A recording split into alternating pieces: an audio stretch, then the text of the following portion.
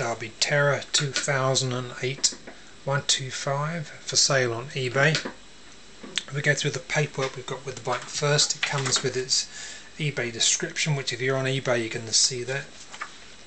It's got its owner's manual, it's got its V5 registration document, effectively a one-owner bike, although it does show one former because the original supplying dealer registered in their name for insurance purposes. It's got a HPI check certificate, that's all clear. It's got sort of odd bits and pieces here from Derby, that kind of thing, and a couple of repair invoices. Looking around the bike, a few little things to show you.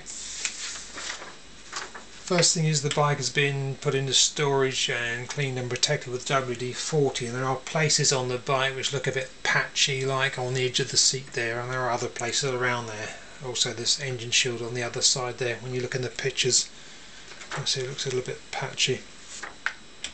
The brakes on the bike are not as sharp as they should be. I think they probably want degreasing. The pads want either degreasing or changing or something. There's plenty of meat left on the pads, but they're not as sharp as they could be.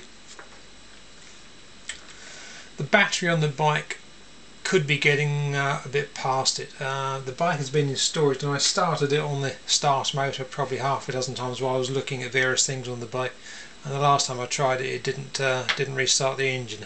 I have now put that on charge, and I don't know whether that's going to come up to be a good battery or not, but it's probably usable at the moment, although it may be getting old.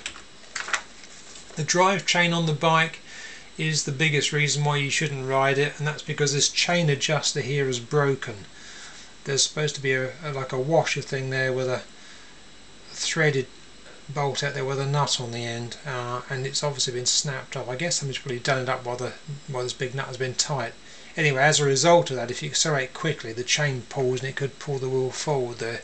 I did go for a ride on the bike, I rode it gently and I got away with it, but it's certainly something you shouldn't be doing, so you're going to need to replace that before you start using it.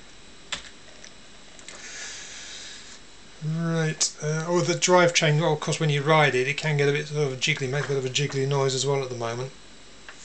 The front brake light switch has been disconnected. The wire is just there, and I can't really see where it connects back into it. Also I've noticed this front brake lever, the ball has snapped off the end of it.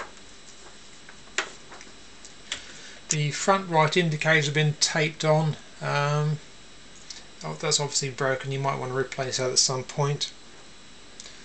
There are some marks on this front right air scoop where it looks like it's fallen over at some point. There are little bits of corrosion around the bike here and there. I mean, like in these places here, it's like difficult to clean the bike and that sort of thing.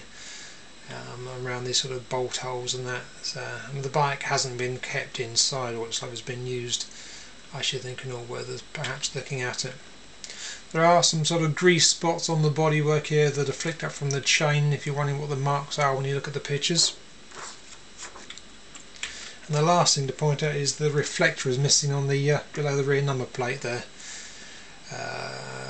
That's probably where the L plate might have been, so but people usually just take the reflector off there, so that really wants to go back on there. I don't have the reflector that came off, so you're going to need to get one for that. So there we go. Good luck with the bidding.